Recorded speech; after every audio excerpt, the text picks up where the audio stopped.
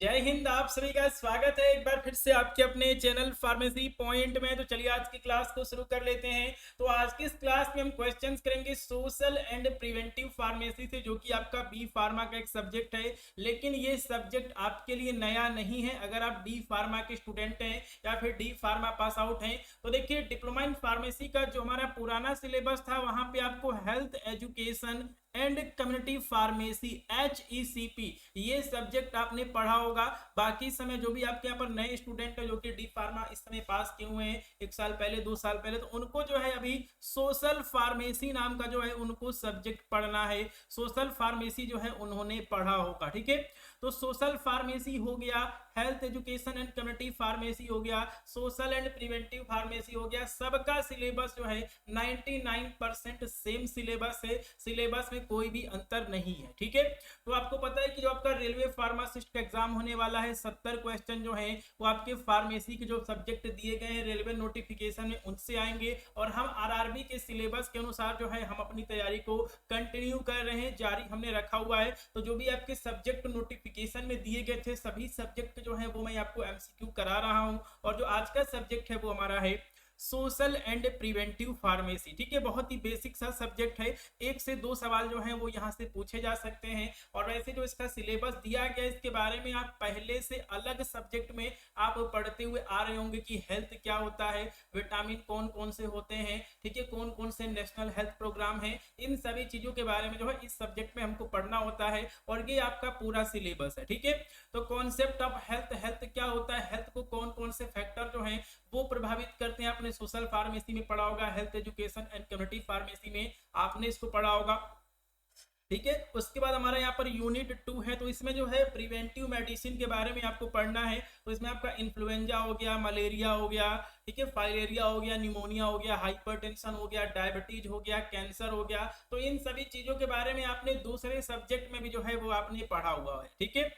चलिए इसके बाद जो है आपका यहाँ पर यूनिट 3 है। तो इसमें जो है नेशनल हेल्थ प्रोग्राम हमारे देश में जो भी पहले चल रहे थे या फिर इस समय चल रहे हैं, जैसे कि आपका HIV और एड्स कंट्रोल प्रोग्राम हो गया, ट्यूबरकुलोसिस कंट्रोल प्रोग्राम हो गया, नेशनल लेप्रोसी कंट्रोल प्रोग्राम हो गया, नेशनल मेंटल हेल्थ प्रोग्राम हो गया, ठीक है, पल्स पोलियो प्रोग्राम हो गया। तो इन सभी प्रोग्राम के बारे में जो है हमें इस सब्जेक्ट में पढ़ना है। तो यहाँ से जो है वो हम MCQ करेंगे। इसके अलावा जो है आपका यहाँ पर यूनिट नंबर 4 है जो कि आपका चैप्टर नंबर 4 है, नेशनल हेल्थ इंटरवेंशन प्रोग्राम। तो ये सभी चीजें जो है इस सब्जेक्ट में आपको पढ़ना है। टोटल जो है इसके अंदर 5 सब्जेक्ट जो है, सॉरी 5 जो आपके चैप्टर्स हैं वो दिए गए हैं। और आज की जो क्लास है हम उसको शुरू कर लेते हैं। और जो आपका यहाँ पर पहला क्वेश्चन है बिल्कुल बेसिक सा क्वेश्चन है, इस क्वेश्चन को हम देख लेते हैं, ठीक है। तो देखिए, वर्ल्ड हेल्थ ऑर्गेनाइजेशन ने जो है वो हेल्थ को डिफाइन किया है कि आखिरकार स्वास्थ्य है क्या, ठीक है। तो क्वेश्चन क्या पूछा गया कि which of the following best define health according to World Health Organization. तो देखिए, विश्व स्वास्थ्य संगठन के अनुसार हेल्थ क्या है। देखिए, हेल्थ या फिर स्वस्थ वही व्यक्ति कहलाएगा जो कि फिजिकल, मेंटल और सोशल स्वस्थ होगा, वेलबिंग होगा, उसे हम क्या कहेंगे, उसे हम कहेंगे कि वो व्यक्ति स्वस्थ है, ठीक है। तो पहला ऑप्शन क्या है, द अब्जेंस ऑफ डिजीज, मतलब अगर किसी को बीमारी नहीं है तो क्या उसे स्वस्थ कहा जाएगा, नहीं कहा जाएगा, ये बिल्कुल गलत है। फिजिकल फिटनेस एंड स्ट्रेंथ, अगर कोई व्यक्ति जो है, ठीक है, शारीरिक तौर पे फिट है, उसके पास स्ट्रेंथ है, ताकत है, तो क्या वो फिट है, स्वस्थ है, हेल्दी है, बिल्कुल नहीं, ठीक है। तो इस क्वेश्चन का सही आंसर है ऑप्शन नंबर सी, ठीक है। तो अगर कोई व्यक्ति जो है फिजिकली, मेंटली और सोशली, अगर तीनों तरह से अगर कोई व्यक्ति फिट है तभी जो है उसे क्या माना जाएगा, वर्ल्ड हेल्थ ऑर्गेनाइजेशन के अनुसार जो है उसे स्वस्थ माना जाएगा, हेल्थ माना जाएगा, ठीक है। तो हेल्थ क्या है, complete physical, mental and social wellbeing, यानी कि अगर कोई व्यक्ति फिजिकली, मेंटली और सोशली अगर सही है तभी जो है उसे हेल्थी कहा जाएगा। तो ये जो है हमारी हेल्थ की डिफिनीशन है, आप इसको जो है आप इसको पढ़ते हुए आ रहे हैं, ठीक है। चलिए अगले क्वेश्चन पे चलते हैं। अगला क्वेश्चन क्या है, बहुत ही बेसिक से क्वेश्चन इस सब्जेक्ट में पूछे जाते हैं। Which of the following is a non communicable disease. तो देखिए, जो भी आपके यहाँ पर डिजीज होती हैं, बीमारियां होती हैं, कितने तरह की होती हैं, 2 तरह की होती हैं। एक आपका होता है कम्युनिकेबल, एक आपका होता है नॉन कम्युनिकेबल। तो देखिए, कम्युनिकेबल डिजीज ऐसी डिजीज होती है जो कि फैलती रहती है, एक व्यक्ति से दूसरे व्यक्ति में ये फैल सकती है। नॉन कम्युनिकेबल डिजीज जो है वो एक व्यक्ति से दूसरे व्यक्ति में नहीं फैलती है, ठीक है। तो पहला ऑप्शन क्या है, इन्फ्लुएंजा। इन्फ्लुएंजा जो है वो एक व्यक्ति से दूसरे व्यक्ति को फैल सकता है, ठीक है। ट्यूबरकुलोसिस यानी कि टीबी, टीबी भी जो है एक व्यक्ति से दूसरे व्यक्ति में फैल सकता है। ठीक है। हेपेटाइटिस भी जो है एक व्यक्ति से दूसरे व्यक्ति में फैल सकता है, लेकिन डायबिटीज जो है एक व्यक्ति से दूसरे व्यक्ति में ये नहीं फैलती है। ये क्या है, ये एक नॉन कम्युनिकेबल डिजीज है। ठीक है। बाकी इन्फ्लुएंजा हो गया, ट्यूबरकुलोसिस हो गया, हेपेटाइटिस हो गया, ये सभी क्या है, कम्युनिकेबल डिजीज है। छींकने से, खांसने से उसके ड्रॉपलेट निकलेंगे मुंह में, सामने वाले को संक्रमित कर देंगे, इन्फेक्ट कर देंगे। ठीक है। तो चलिए इसके बाद जो है वो हम चलते हैं अगले क्वेश्चन पे। अगला क्वेश्चन क्या है, the term pathogen refers to. ठीक है। तो देखिए पैथोजन का मतलब क्या होता है, a medicine used to treat disease, ऐसी मेडिसिन जिसका जो प्रयोग है वो बीमारियों के उपचार में होता है। An organism that cause disease, तो ऐसा माइक्रो ऑर्गेनिज्म, ऐसा ऑर्गेनिज्म जो कि बीमारी को पैदा करता है, बीमारी का कारण बनता है, उसे हम क्या बोलते हैं, पैथोजन बोलते हैं। ऑप्शन नंबर बी जो है क्वेश्चन का सही आंसर है। और पैथोजन की जो स्टडी है किसमें की जाती है, पैथोलॉजी में की जाती है। ठीक है। तो पैथोलॉजी में जो है हम सभी पैथोजन की स्टडी करते हैं। ऑप्शन नंबर बी जो है इस क्वेश्चन का सही आंसर होगा। ठीक है। चलिए अगले क्वेश्चन पे चलते हैं। Which of the following gland is largest in children but with the onset of puberty it eventually shrink. ठीक है। तो ऐसी कौन सी ग्लैंड है जो कि बचपन में जो है वो क्या होती है, बड़ी होती है, और समय के साथ में जैसे ही ठीक है प्यूबर्टी शुरू होता है, जवानी शुरू होती है, तो वो ग्लैंड जो है आपकी सिकुड़ जाती है। इस क्वेश्चन को मैंने आपको कराया था 2015 के फार्मासिस्ट पेपर में, ये क्वेश्चन पूछा गया था। वैसे ये टॉपिक आपका एचएपी का है, लेकिन ये टॉपिक हमारे सोशल फार्मेसी में भी दिया गया है। ठीक है। तो देखिए इस ग्लैंड का नाम है थाइमस ग्लैंड। ठीक है। थाइमस ग्लैंड जो होता है बचपन में जो है ठीक है बड़ी होती है, और जैसे जैसे उम्र बढ़ती है ये जो है श्रिंक होता जाता है, और वैसे वैसे जो है इंसान की जो यहाँ पर इंसान की इम्यूनिटी जो होती है वो कम होनी शुरू हो जाती है। ठीक है। तो ऑप्शन नंबर है जो इस क्वेश्चन का सही आंसर है थाइमस ग्लैंड। ठीक है। चलिए अगला जो क्वेश्चन है वो हम देख लेते हैं। Which of the following disease has been eradicated. ठीक है। तो इसमें से कौन सी ऐसी बीमारी है जिसको जो है ठीक है इसको जो है भारत से मुक्त कर दिया गया है, मतलब ये जो है अब जो है भारत में नहीं होती है। तो स्मॉल पॉक्स है, रिंडर पेस्ट है, पोलियो है, तो इन सभी बीमारियों को जो है भारत से जो है इनका उन्मूलन कर दिया गया है, मतलब इनको जो है भारत से मुक्त घोषित कर दिया गया है। ऑप्शन नंबर डी जो है क्वेश्चन का सही आंसर है। अब देखिए इक्के दुक्के तो जो आपके केस पाए जाते हैं, लेकिन इन देखिए आपका यहाँ पर स्मॉल पॉक्स हो गया, रिंडर पेस्ट हो गया, पोलियो हो गया, ये जो है पहले भारत में बड़े पैमाने पर फैलती थी। लाखों की हजारों की संख्या में जो है लोग इससे संक्रमित हो जाते थे। ठीक है। लाखों हजारों लोगों की मृत्यु होती थी, लेकिन अब जो है इसके इक्का दुक्का केस जो है वो देखने को मिलते हैं। तो मतलब जो है यहाँ पर इन बीमारियों से जो है देश को मुक्ति मिल चुकी है। ठीक है। चलिए इसके बाद जो है वो हम चलते हैं अगले क्वेश्चन पे। अगला क्वेश्चन क्या है, चलिए तो अगला क्वेश्चन है कि which of the following is a viral disease. तो इसमें से कौन सी ऐसी डिजीज है जो कि वायरस से होती है। तो इस तरह के जो क्वेश्चन है बहुत ज्यादा कॉमन है। बैक्टीरिया से कौन सी बीमारी होती है, वायरस से कौन सी बीमारी होती है, इस तरह के जो क्वेश्चन है वो डायरेक्ट पूछे जाते हैं। देखिए डिप्थीरिया जो है किससे होता है, ये आपका किससे होता है, बैक्टीरिया से होता है। ठीक है। आपका लेप्रोसी भी जो है किससे होता है, बैक्टीरिया से होता है। फाइलेरिया जो है ये आपका क्या होता है, निमेटोड होता है, उससे होता है। तो इस क्वेश्चन का सही आंसर है इन्फ्लुएंजा। इन्फ्लुएंजा जो है वायरस से होने वाली एक बीमारी है। ठीक है। चलिए अगले क्वेश्चन पे चलते हैं। Which of the following is most essential nutrient for a woman during her initial stage of pregnancy to prevent birth defect. ठीक है। तो देखिए कोई भी लेडी अगर प्रेग्नेंट होती है तो उसको बहुत सारा जो है उसको न्यूट्रिएंट चाहिए होता है, लेकिन उसमें सबसे मेन जो होता है वो होता है आपका आयरन और फोलिक एसिड। ठीक है।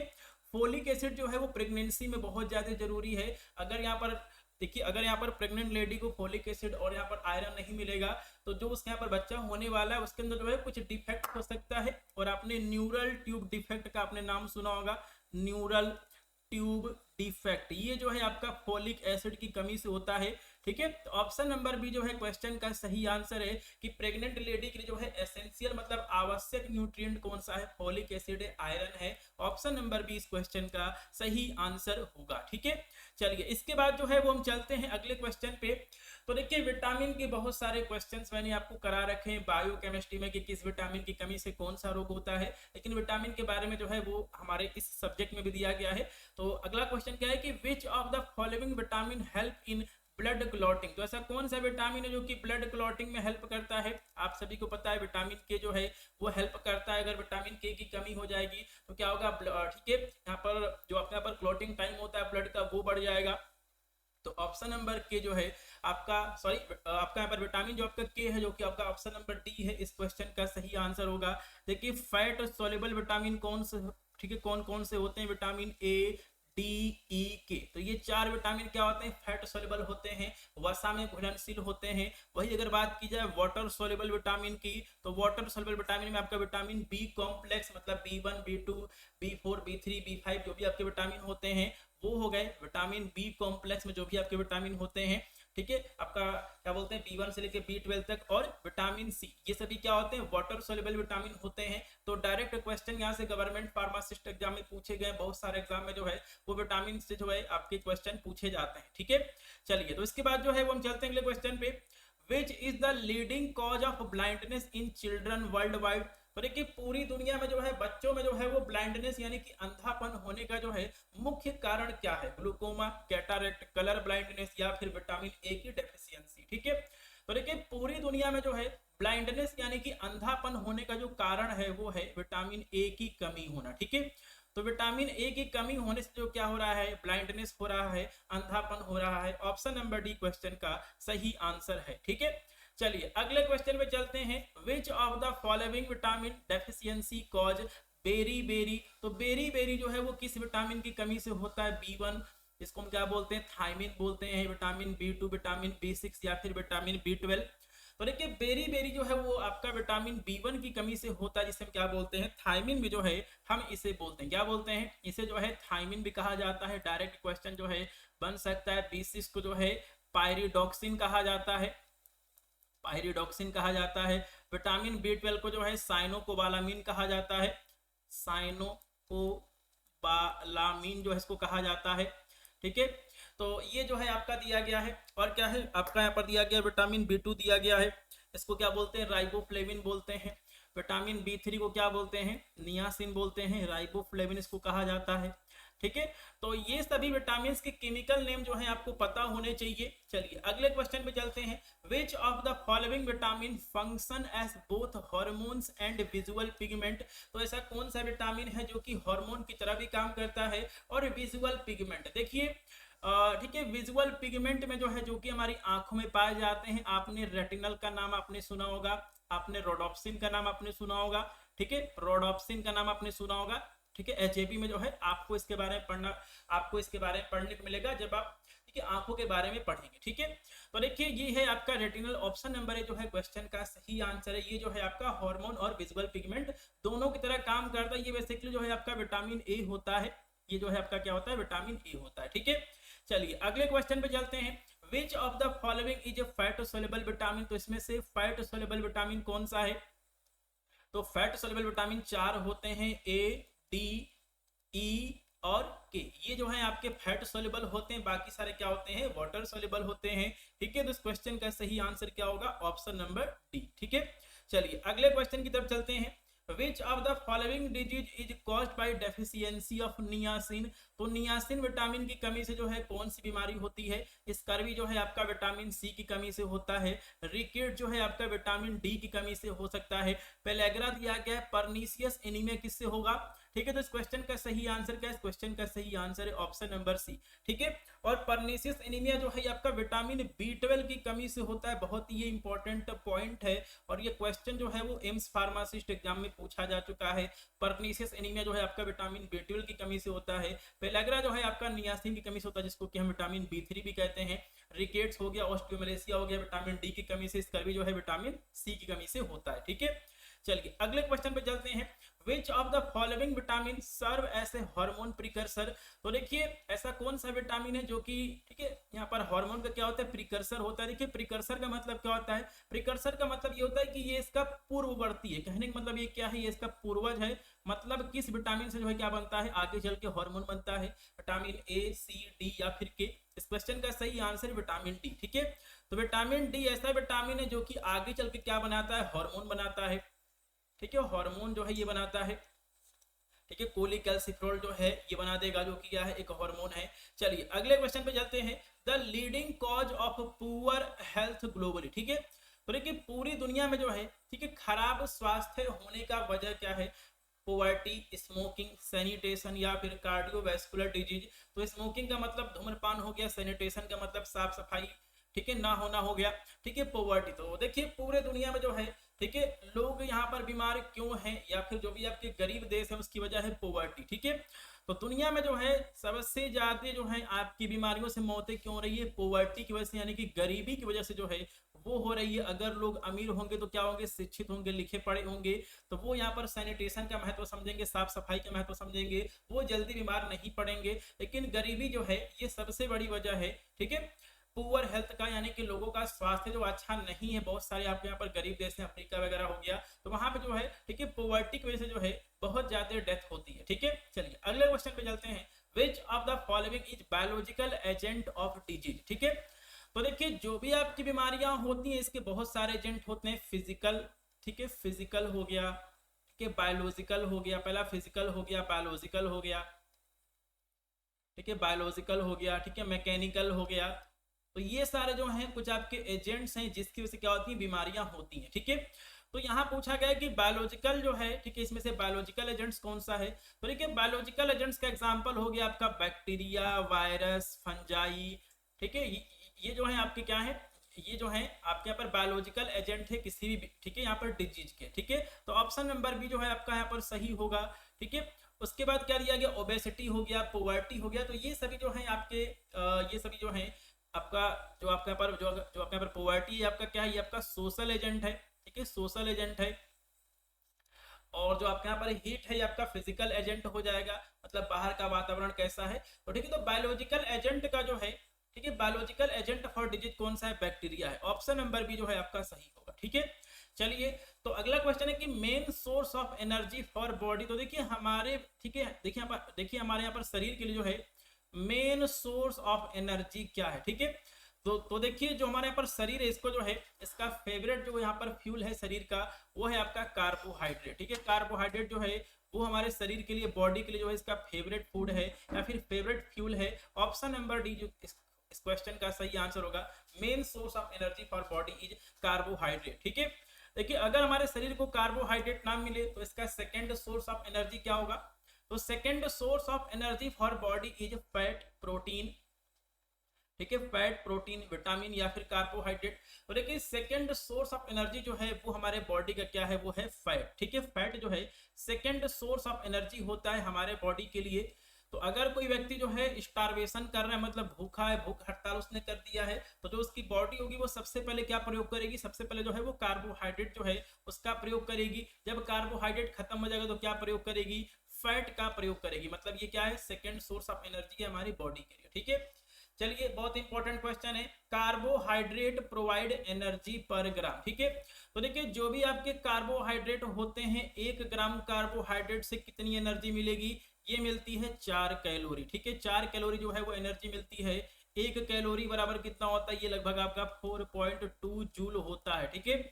तो कार्बोहाइड्रेट हो गया और क्या हो गया, प्रोटीन हो गया, ठीक है। कार्बोहाइड्रेट हो गया, प्रोटीन हो गया, इनसे कितनी एनर्जी मिलती है, 1 ग्राम कार्बोहाइड्रेट से मिलेगी एनर्जी 4 ग्राम, ठीक है, सॉरी 4 कैलोरी। चलिए अगला क्वेश्चन है कि प्रोटीन प्रोवाइड एनर्जी पर ग्राम। तो देखिए जो भी आपका प्रोटीन होता है, प्रोटीन भी जो है 1 ग्राम प्रोटीन जो है आपको कितनी एनर्जी देगा, ये भी जो है आपको 4 कैलोरी की एनर्जी देगा, ठीक है। ये भी जो है तो कार्बोहाइड्रेट हो गया और आपका प्रोटीन हो गया, 1 ग्राम प्रोटीन और 1 ग्राम कार्बोहाइड्रेट से जो है आपको कितनी एनर्जी मिलेगी, 4 कैलोरी एनर्जी जो है आपको मिलेगी। ये डेटा आप याद रखेंगे, ठीक है। चलिए अगले क्वेश्चन पे चलते हैं, फैट प्रोवाइड एनर्जी पर ग्राम। ये क्वेश्चन जो है वो पूछा गया, इसी कॉन्सेप्ट से क्वेश्चन पूछा जा चुका है। तो देखिए सबसे अधिक एनर्जी जो है वो फैट यानी कि वसा जो है वो उपलब्ध करवाती है हमारे शरीर को। 1 ग्राम वसा जो है, 1 ग्राम फैट जो है कितना एनर्जी देता है, 9 कैलोरी का जो है ये एनर्जी देता है, ठीक है। ऑप्शन नंबर डी क्वेश्चन का सही आंसर होगा, ठीक है। क्वेश्चन का सही आंसर क्या है, क्वेश्चन का सही आंसर है ऑप्शन नंबर डी, ठीक है। चलिए तो इसके बाद जो है वो हम चलते हैं अगले क्वेश्चन पे। अगला क्वेश्चन क्या है, बहुत ही अच्छा सा क्वेश्चन है, Which of the following does not provide energy। तो इसमें से कौन सा ऐसा है जो कि एनर्जी प्रोवाइड नहीं कराता है। Fat, protein, vitamin, carbohydrate. तो अभी हमने कुछ क्वेश्चंस को किया है और हमने देखा है कि कार्बोहाइड्रेट, प्रोटीन और जो फैट है वो हमें एनर्जी प्रोवाइड कराते हैं, लेकिन विटामिन जो होता है ये एनर्जी प्रोवाइड नहीं कराता है। ठीक है, चलिए अगला क्वेश्चन है, study of diet and food is known as. तो जब हम डाइट और फूड की स्टडी करते हैं तो इसे क्या कहा जाता है? फूड साइंस कहा जाता है, न्यूट्रिशन कहा जाता है, बायोकेमिस्ट्री कहा जाता है, या फिर नन ऑफ दिस। ठीक है, तो देखिए डाइट और फूड की स्टडी को जो हम क्या बोलते हैं? न्यूट्रिशन बोलते हैं। ऑप्शन नंबर बी क्वेश्चन का सही आंसर होगा। ठीक है, चलिए अगले क्वेश्चन पे चलते हैं। Low weight for height is known as. आप इस क्वेश्चन को इंपॉर्टेंट कर लीजिए। तो देखिए अगर किसी व्यक्ति का जो वजन है वो क्या है? लो है एज कंपेयर टू हाइट, तो उसे क्या बोला जाएगा? उसे बोला जाएगा वास्टिंग। ऑप्शन नंबर ए जो है क्वेश्चन का सही आंसर है। अगर किसी का वजन जो है उसके हाइट से कम है, ठीक है, उसके जो उसका यहाँ पर हाइट है उसके कंपैरिजन में कम है, तो उसे क्या बोलेंगे? उसे बोलेंगे वास्टिंग बोलेंगे। ठीक है, चलिए अगला क्वेश्चन है, लो हाइट फॉर एज। तो देखिए अगर किसी की हाइट जो है उसके एज से कम है, मतलब जो उसकी समय एज है अगर उससे उसकी हाइट कम है तो उसे क्या बोलेंगे? उसे स्टंटिंग बोलेंगे। ऑप्शन नंबर बी यहाँ पर सही होगा। ठीक है, चलिए देखिए इसमें जो है यहाँ पर एक और चीज होती है, उसके बारे में हम डिस्कस कर लेते हैं। देखिए अगर किसी का लो वेट है, ठीक है, अगर किसी का वजन कम है, लो वेट फॉर एज, ठीक है, अगर ये चीज लिखी है तो इसका मतलब क्या? अगर किसी का वजन जो है उसके उम्र के उसके एज के कंपैरिजन में कम, उसे क्या बोलेंगे? उसे हम बोलेंगे अंडर वेट बोलेंगे। ठीक है, चलिए अगले क्वेश्चन पे जो है वो हम चलते हैं। Biological active compound of vitamin A. तो देखिए विटामिन ए का जो है बायोलॉजिकल एक्टिव कंपाउंड कौन सा है? रेटिनल है, रेटिनॉल है, ठीक है, कैल्सीफेरॉल तो आपका विटामिन डी का होता है, टोकोफेरॉल विटामिन ई का होता है। ऑप्शन नंबर ए और बी में से जो है कोई सही हो सकता है और सही है रेटिनॉल। ठीक है, तो देखिए विटामिन ए का एक्टिव फॉर्म जो है आपका रेटिनॉल होता है। ठीक है, चलिए अगला क्वेश्चन है कि मीजल्स को जो है और किस नाम से जाना जाता है? Measles is also known as Ebola, rubella, rubeola, none of these. तो देखिए मीजल्स को जो है रूबियोला भी कहा जाता है और ये वायरस से होने वाली एक बीमारी है। ठीक है, चलिए अगला क्वेश्चन है कि measles is caused bye. Measles जो है किसके द्वारा होता है? बैक्टीरिया से होता है, वायरस से होता है, प्रोटोजोआ से होता है, या फिर फंजाई से होता है? अभी मैंने आपको बताया है मीजल्स जो है एक बैक्टीरिया से होने वाली बीमारी है। ऑप्शन नंबर बी, सॉरी ये जो है आपका वायरस से होने वाली बीमारी है। ऑप्शन नंबर बी जो है क्वेश्चन का सही आंसर होगा। चलिए अगला क्वेश्चन है कि incubation period of measles is. तो देखिए जो यहाँ पर मीजल्स है इसका जो है इसका इंक्यूबेशन पीरियड क्या होता है? तो देखिए इनक्यूबेशन पीरियड का मतलब क्या है? देखिए इनक्यूबेशन पीरियड का मतलब यही है कि ऐसा माइक्रो ऑर्गेनिज्म, बैक्टीरिया, वायरस जब वो किसी को संक्रमित कर देता है, मतलब उसके शरीर में जो है वो एंटर कर जाता है, उस समय से लेके जब वो पहली बार अपना साइन सिम्टम दिखाता है, लक्षण दिखाता है, उसके बीच का जो टाइम गैप होता है उसे क्या बोलते हैं? इनक्यूबेशन पीरियड बोलते हैं। ठीक है, तो देखिए मीजल्स का जो है कितना होता है? 10 से लेके 14 दिनों तक का जो है ये इसका, ठीक है, इसका इंक्यूबेशन पीरियड होता है। कहने का मतलब ये कि अगर मीजल्स का वायरस किसी के शरीर में एंटर कर गया तो वो 10 से 14 दिन के अंदर जो है वो अपना सिम्टम दिखाना शुरू करेगा। तब तक जो है ये क्या रहेगा? शांत बैठा रहेगा, अपनी संख्या को जो है अपने शरीर में बढ़ाता रहेगा। ठीक है, चलिए अगले क्वेश्चन पे चलते हैं। Diphtheria is caused bye. तो डिप्थीरिया जो है किससे होता है? बैक्टीरिया से होता है, वायरस से होता है, प्रोटोजोआ से होता है, या फिर फंजाई से होता है? तो देखिए डिप्थीरिया जो है बैक्टीरिया से होने वाला एक रोग है। ठीक है, चलिए तो इसके कॉजेटिव एजेंट के बारे में बात कर लेते हैं। Causative agent of diphtheria. तो डिप्थीरिया का जो है कॉजेटिव एजेंट क्या है? चलिए बहुत सिंपल सा क्वेश्चन है, देखिए लिखा गया है विब्रियो कॉलरा। इससे क्या होता है? इससे जो है कॉलरा होता है। ठीक है, इससे क्या होता है? कॉलरा होता है, जो कि एक बैक्टीरिया से होने वाली बीमारी है। क्लोस्ट्रीडियम टिटेनी, इससे क्या होता है? इससे जो है टिटनस होता है। इससे क्या होता है? टिटनस होता है, और टिटनस को जो है लॉक जॉ भी कहा जाता है। ठीक है, लॉक जॉ डिजीज भी जो है इसको कहा जाता है। साल्मोनेला टाइफी, इससे क्या होता है? इससे जो है इससे टाइफॉइड होता है, टाइफॉइड फीवर होता है। ठीक है, और टाइफॉइड फीवर का पता लगाने के लिए कौन सा टेस्ट किया जाता है? विडाल टेस्ट जो है इसका प्रयोग किया जाता है। ये क्वेश्चन कई बार पूछा जा चुका है बहुत सारे एग्जाम में।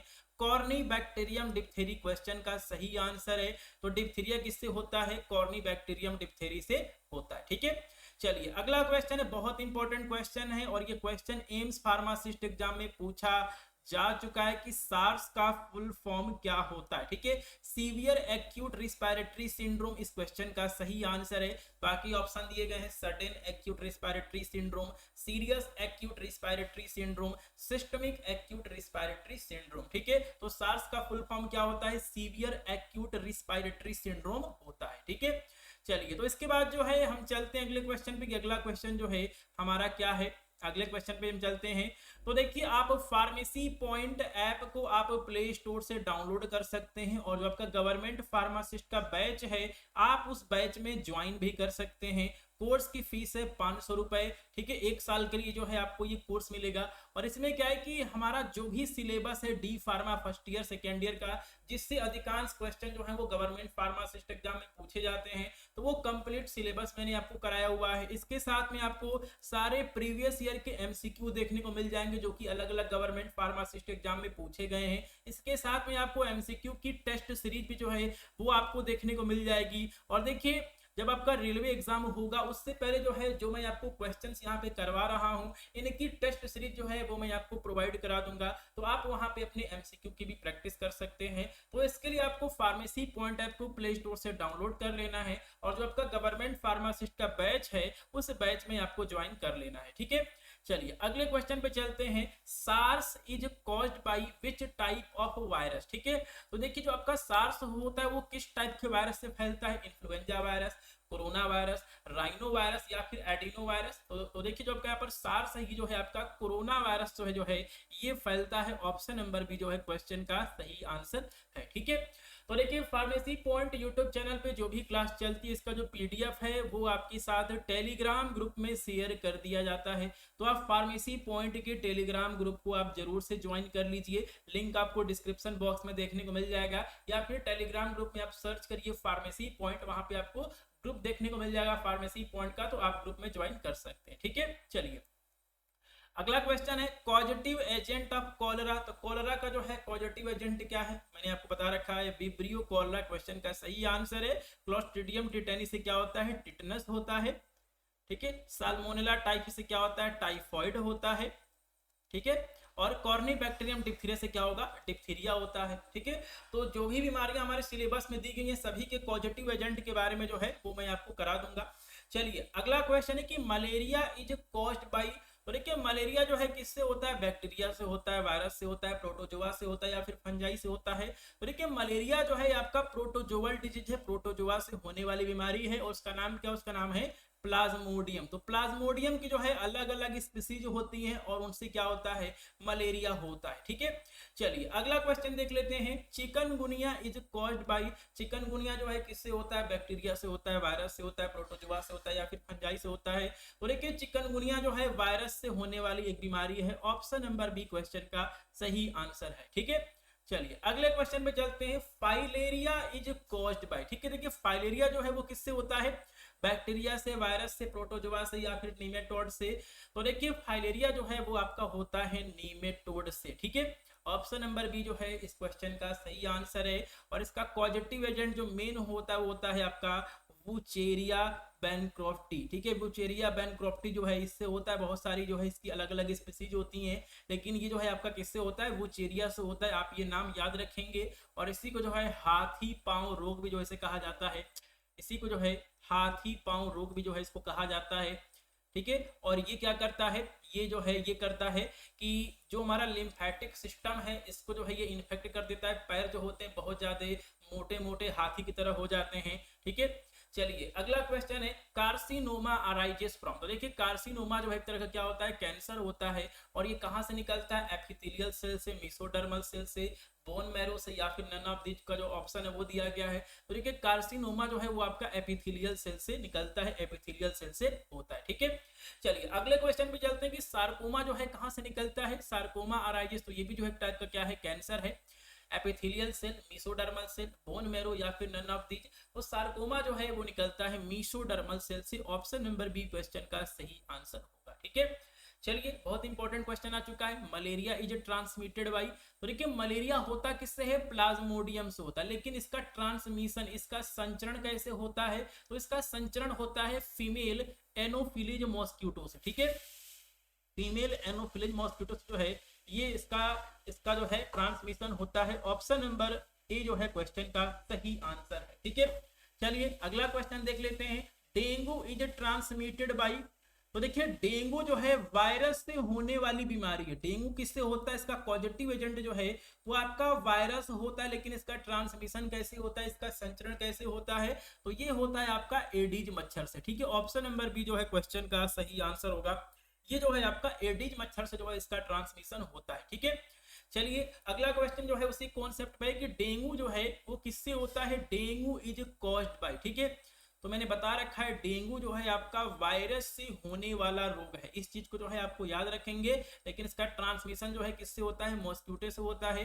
किस मॉस्क्यूटो से होता है, एडीज मॉस्क्यूटो से होता है। ठीक है, चलिए अगले क्वेश्चन पे जो है वो हम चलते हैं। तो डेंगू किससे होता है, वायरस से होता है। ठीक है, चलिए अगले क्वेश्चन पे चलते हैं कि एमडीए का फुल फॉर्म क्या है, मास ड्रग एडमिनिस्ट्रेशन। इस क्वेश्चन का सही आंसर होगा ऑप्शन नंबर बी। तो देखिए फाइलेरिया के रोकथाम के लिए जो है वो सरकार जो है, ठीक है, पूरे प्रदेश में, पूरे जिलों में जो है वो दवाइयों को खिलाती है। एल्बेंडाजोल का टैबलेट जो है आपने खाया होगा, इसको जो है आपको 1 साल में एक बार खाना होता है फाइलेरिया से बचने के लिए। तो क्या बोलते हैं, एमडीए बोलते हैं, मास ड्रग एडमिनिस्ट्रेशन। बड़े पैमाने पर जो है लोगों को फाइलेरिया से बचाने के लिए जो है उनको टैबलेट खिलाया जाता है। ठीक है, एमडीए इसका फुल फॉर्म है, मास ड्रग एडमिनिस्ट्रेशन। ठीक है, चलिए बहुत इंपॉर्टेंट क्वेश्चन है। First country in the world who initiated family planning programme, तो देखिए दुनिया में ऐसा, ठीक है, दुनिया में ऐसा पहला कौन सा देश था जिसने जो है सबसे पहले फैमिली प्लानिंग प्रोग्राम को शुरू किया ताकि जो है आबादी को, जनसंख्या को कंट्रोल में लाया जाए। इंडिया, चाइना, यूएसए या फिर रसिया, क्वेश्चन का सही आंसर है इंडिया। तो देखिए इंडिया ने जो है पूरे दुनिया में सबसे पहले फैमिली प्लानिंग प्रोग्राम को 1952 में जो है शुरू किया था। ठीक है, चलिए अगला क्वेश्चन देख लेते हैं। Family planning programme was started in the year, तो भारत में फैमिली प्लानिंग प्रोग्राम की शुरुआत कब हुई, अभी मैंने आपको बता रखा है कि 1952 में जो है फैमिली प्लानिंग प्रोग्राम की जो है वो शुरुआत की गई थी। ऑप्शन नंबर ए जो है क्वेश्चन का सही आंसर होगा। ठीक है, तो देखिए जो हमारा ये सब्जेक्ट है इसमें जो है बहुत सारे नेशनल हेल्थ प्रोग्राम दिए गए हैं और इनका जो ईयर है वो आपको याद करना पड़ेगा। इसके लिए आप क्या करेंगे, एक टेबल बना लेंगे। इसके लिए जो है आपको बनाना पड़ेगा एक टेबल और इसके करने पड़ेंगे 2 पार्टीशन। आप लिखेंगे पहले में नेशनल हेल्थ प्रोग्राम और उसके आगे लिख देंगे ईयर, और जितने भी नेशनल हेल्थ प्रोग्राम हैं वो कब स्टार्ट हुए उनका जो ईयर है वो उसके सामने लिख देना है। ये चीज जो है इस सब्जेक्ट में थोड़ी सी इंपॉर्टेंट हो सकती है। ठीक है, चलिए तो अगला क्या है कि नेशनल ट्यूबरकुलोसिस कंट्रोल प्रोग्राम को भारत में कब शुरू किया गया, 1952 में शुरू किया गया, 1965 में शुरू किया गया, 1962 में शुरू किया गया या फिर 1980 में इसको स्टार्ट किया गया। तो देखिए नेशनल ट्यूबरकुलोसिस कंट्रोल प्रोग्राम को 1962 में इसको शुरू किया गया था। ठीक है, चलिए अगले क्वेश्चन पे चलते हैं। यूनिवर्सल इम्यूनाइजेशन प्रोग्राम को जो है भारत में कब लॉन्च किया गया, 1952, 65, 62 या फिर 85, और इस क्वेश्चन का जो सही आंसर है वो है 1985। ठीक है, तो देखिए 1985 में जो है यूनिवर्सल इम्यूनाइजेशन प्रोग्राम यूआईपी के जो है वो शुरुआत की गई थी। तो यूआईपी की जो शुरुआत है कब हुई, 1985 में हुई। ठीक है, चलिए अगला क्वेश्चन है नेशनल रूरल हेल्थ मिशन को कब लॉन्च किया गया, national rural health mission NRHM को जो है 2005 में लॉन्च किया गया था। ऑप्शन नंबर ए जो है क्वेश्चन का सही आंसर होगा। ठीक है, चलिए तो इसके बाद जो है वो हम चलते हैं अगले क्वेश्चन पे। जो भी नेशनल हेल्थ प्रोग्राम है ये थोड़े से आपके लिए इंपॉर्टेंट है इस सब्जेक्ट से। चलिए अगला क्वेश्चन है national urban health mission NUHM, national urban health mission was launch in, तो नेशनल अर्बन हेल्थ मिशन की शुरुआत कब हुई, 2005 में, 10 में, 2013 में या फिर 2002 में। तो देखिए नेशनल अर्बन हेल्थ मिशन की जो शुरुआत है वो 2013 में हुई थी। इस प्रोग्राम को जो है 2013 में जो है इसको लॉन्च किया गया था। ठीक है, चलिए अगला क्वेश्चन है national malaria control programme was launch in, तो नेशनल मलेरिया कंट्रोल प्रोग्राम को कब लॉन्च किया गया, 2005 में, 1965 में, 1953 में या फिर 1985 में। और इस क्वेश्चन का जो सही आंसर है वो है आपका 1953 में। ठीक है, 1953 में जो है नेशनल मलेरिया कंट्रोल प्रोग्राम को लॉन्च किया गया। ठीक है, चलिए अगले क्वेश्चन पे चलते हैं। पल्स पोलियो प्रोग्राम को जो है भारत में कब शुरू किया गया? 2 बूंद जिंदगी की पल्स पोलियो प्रोग्राम को कब शुरू किया गया?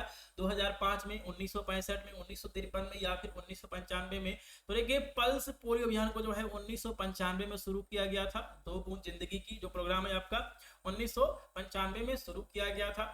चलिए तो अगला जो क्वेश्चन है वो आपका रेलवे फार्मासिस्ट एग्जाम में आ चुका है कि डॉट्स का फुल फॉर्म क्या होता है?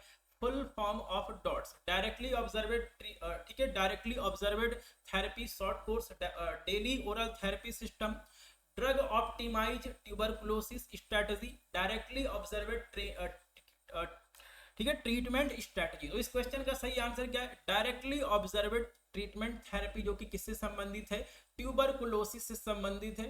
ठीक है, टीबी से जो है ये संबंधित है। ठीक है, तो डॉट्स जो है एक आपका यहाँ पर ट्रीटमेंट प्रोग्राम है जिसमें जो है, ठीक है, यहाँ पर जो भी आपके यहाँ पर, ठीक है, आपके यहाँ पर टीबी के डॉक्टर्स होते हैं, टीबी के जो आपके यहाँ पर हॉस्पिटल्स अलग से बने होते हैं, तो वहाँ पे जो है टीबी के जो आपके मरीज हैं उनका जो है, जो भी आपका यहाँ पर हेल्थ सिस्टम है, डॉक्टर हैं, जो भी वहाँ के स्टाफ है, उनके निगरानी में जो है उनका इलाज किया जाता है। Directly observed therapy short course DOTS का फुल फॉर्म है। ठीक है, चलिए अगले क्वेश्चन पे जो है वो हम चलते हैं। बहुत इंपॉर्टेंट क्वेश्चन है और ये क्वेश्चन जो है वो आ चुका है रेलवे एग्जाम में, जो है ये क्वेश्चन आ चुका है। फार्मासिस्ट या फिर नर्सिंग एग्जाम में जो ये क्वेश्चन आ चुका है। BCG vaccination is given for prevention of, तो देखिए बीसीजी वैक्सीनेशन जो है वो किसके रोकथाम के लिए दिया जाता है? ट्यूबरकुलोसिस, डिप्थीरिया, टिटनस या फिर परट्यूटिस। इस क्वेश्चन का सही आंसर है ट्यूबरकुलोसिस। और देखिए डीपीटी वैक्सीन जो होता है, ये क्वेश्चन जो है वो रेलवे एग्जाम में पूछा जा चुका है। डीपीटी वैक्सीन जो है आपका डिप्थीरिया, परट्यूटिस और टिटनस की रोकथाम के लिए जो है वो दिया जाता है। ठीक है, चलिए तो इसके बाद जो है वो हम चलते हैं अगले क्वेश्चन पे। चलिए तो अगला क्वेश्चन क्या है? National AIDS control programme was launch in, तो नेशनल एड्स कंट्रोल प्रोग्राम को जो है भारत में कब लॉन्च किया गया था? ये जो है यहाँ पर क्वेश्चन पूछा गया है। इसको जो है 1987 में जो है नेशनल एड्स कंट्रोल प्रोग्राम को लॉन्च किया गया था। चलिए क्वेश्चन नंबर 53 हम देख लेते हैं। नेशनल मेंटल हेल्थ प्रोग्राम को कब लॉन्च किया गया था? 1952 में, 1995 में, 1996 में या फिर 1982 में? और इस क्वेश्चन का जो सही आंसर है वो है आपका 1982। तो 1982 में जो है नेशनल मेंटल हेल्थ प्रोग्राम को लॉन्च किया गया था। ठीक है, चलिए अगला क्वेश्चन है। अभी तक हमने जो भी क्वेश्चंस किए उसी से जो है मैंने इस क्वेश्चन को बनाया है। क्वेश्चन क्या है? Which was the first national health programme of India, तो भारत का पहला नेशनल हेल्थ प्रोग्राम कौन सा था? BCG vaccination programme, national malaria control programme, national family programme या फिर पल्स पोलियो प्रोग्राम। ठीक है, तो मैंने बताया कि भारत ने जो है सबसे पहले जो हेल्थ प्रोग्राम शुरू किया वो क्या था? नेशनल फैमिली प्रोग्राम था, जिसको जो है 1952 में जो है वो शुरू किया गया था। और इसके बाद ही जो है बाकी के जो आपके हेल्थ प्रोग्राम है उनकी शुरुआत की गई। ठीक है, चलिए अगला क्वेश्चन देख लेते हैं। First national health policy of India was launch in, तो देखिए भारत की पहली नेशनल हेल्थ पॉलिसी को कब लॉन्च किया गया? 1980 में, 83 में, 85 में या फिर 87 में? तो देखिए भारत की जो पहली नेशनल हेल्थ पॉलिसी है इसको जो है 1983 में लाया गया था। ऑप्शन नंबर बी क्वेश्चन का सही आंसर होगा। ठीक है, चलिए अगला क्वेश्चन है। Care of woman during pregnancy from conception to beginning of labour pain is known as, तो देखिए जब कोई भी लेडी जो है वो प्रेग्नेंट हो जाती है और उसकी डिलीवरी से पहले जो भी उसको केयर दिया जाता है, मेडिकल केयर दिया जाता है, उसे क्या बोलते हैं? एंटीनेटल केयर बोलते हैं, एएनसी बोलते हैं। तो यहाँ पर आपको एएनसी का भी जो है आपको फुल फॉर्म पता चल गया कि यहाँ पर मेडिकल फील्ड में जो है एएनसी का फुल फॉर्म क्या होता है? एंटीनेटल केयर होता है। ठीक है, उसके बाद क्या है? Intranatal care. तो देखिए जब किसी लेडी को जो है, ठीक है, प्रेग्नेंट लेडी को जो है जब उसको लेबर पेन शुरू होता है, ठीक है, और जब बेबी की डिलीवरी होती है उसके बीच का जो टाइम होता है उसे क्या बोलते हैं? इंट्रानेटल केयर बोलते हैं। और जब डिलीवरी हो जाती है उसके बाद के जो भी आपके यहाँ पर मेडिकल चेकअप्स वगैरह होते हैं या फिर जो भी आपके यहाँ पर मेडिकल केयर होती है उसे क्या बोलते हैं? पोस्ट नेटल केयर बोलते हैं। पोस्ट का मतलब क्या होता है? पोस्ट का मतलब होता है बाद में। ठीक है, और यहाँ पर एंटी का मतलब क्या होता है? एंटी का मतलब होता है पहले। ठीक है, चलिए अगले क्वेश्चन पे चलते हैं। एक्सपेंडेड, ठीक है, तो एक्सपेंडेड इम्यूनाइजेशन प्रोग्राम को कब लॉन्च किया गया? Expanded immunization programme EIP, EIP को कब लॉन्च किया गया? 1980, 83, 78 या फिर 87? और इस क्वेश्चन का जो सही आंसर है वो है आपका 1978। ठीक है, तो एक्सपेंडेड इम्यूनाइजेशन प्रोग्राम को जो है, जिसको कि हम EIP कहते हैं, इसको 1978 में जो है वो लॉन्च किया गया। ठीक है, चलिए तो PSC CSC का फुल फॉर्म आप सभी को पहले से पता होगा, लेकिन हम यहाँ पर PSC का फुल फॉर्म जो है वो हम यहाँ पर देख लेते हैं। PHC stands for primary health centre, primary health centre, ठीक है, प्राइमरी हेल्थ कॉन्टेक्ट या फिर नन ऑफ दी। तो इस क्वेश्चन का सही आंसर है प्राइमरी हेल्थ सेंटर, प्राथमिक स्वास्थ्य केंद्र, ठीक है। और CHC का फुल फॉर्म क्या होता है? कम्युनिटी हेल्थ सेंटर, ठीक है। चलिए अगले क्वेश्चन पे चलते हैं। आयुष्मान भारत योजना को भारत में कब लॉन्च किया गया? 2014 में, 2018 में, 2020 में या फिर 2022 में? तो आयुष्मान भारत योजना को जो है 2018 में जो है इसको लॉन्च किया गया था। ऑप्शन नंबर बी क्वेश्चन का सही आंसर होगा, ठीक है। चलिए तो हम यहाँ पर एक और क्वेश्चन देख लेते हैं। मीन्स, यहाँ पर मीन्स का मतलब होता है कि इसका मतलब है preventing and having safety measures to stop disease spread, ठीक है। देखिए अगर हम चाहते हैं कि बीमारियां जो है वो यहाँ पर न फैले, उनकी रोकथाम हो जाए, उसके लिए हम कुछ सेफ्टी मेजर लेते हैं। उसे क्या बोलते हैं? उसे बोलते हैं इराडिकेशन, प्रिवेंशन, इंटरवेंशन या फिर कंट्रोल। तो उसे हम बोलते हैं इंटरवेंशन, ठीक है। क्या बोलते हैं? इंटरवेंशन बोलते हैं। ऑप्शन नंबर सी क्वेश्चन का सही आंसर है। तो देखिए जो भी आपकी बीमारियां हैं वो ना फैले, देखिए सबसे पहले तो हमारा लक्ष्य यही होता है कि बीमारी जो है वो ना हो, ठीक है। सबसे पहला जो है हमारे यहाँ पर एम होता है, उद्देश्य होता है कि जो आपके पास डिजीज है, बीमारी है, वो ना हो, से क्या बोलते हैं? प्राइमरी इंटरवेंशन बोलते हैं। तो इसमें जो है आप साफ सफाई रखिए अपने घरों के आसपास, खुद जो है आप यहाँ पर साफ सफाई रखिए, ठीक है, हैंड वॉश करिए। तो ये हमारा क्या होगा? प्राइमरी इंटरवेंशन होगा, ठीक है। तो आज जो है हमने टोटल 60 क्वेश्चन किए हैं और देखिए इस सब्जेक्ट से जो है हम 60 से 70 क्वेश्चन और कर लेंगे तो ये आपका पूरा सिलेबस कंप्लीट हो जाएगा। इसके बाद जो है अलग से कोई क्वेश्चन इस सब्जेक्ट से नहीं पूछेगा। तो देखिए मैंने आपको बता रखा है कि बहुत सारे जो आपके सब्जेक्ट हैं, छोटे छोटे सब्जेक्ट हैं, 2 से 3 वीडियो में जो है पूरा सिलेबस आपको कवर करा दिया जाएगा, जहां से जो है आपसे क्वेश्चन पूछे जाते हैं, ठीक है। तो आज की इस क्लास में इतना ही, मिलते हैं अगली क्लास में। जय हिंद, गुड नाइट। और इसका जो PDF है वो आपको फार्मेसी पॉइंट के टेलीग्राम ग्रुप में देखने को मिल जाएगा। तो आज की इस क्लास में इतना ही, मिलते हैं अगली क्लास में।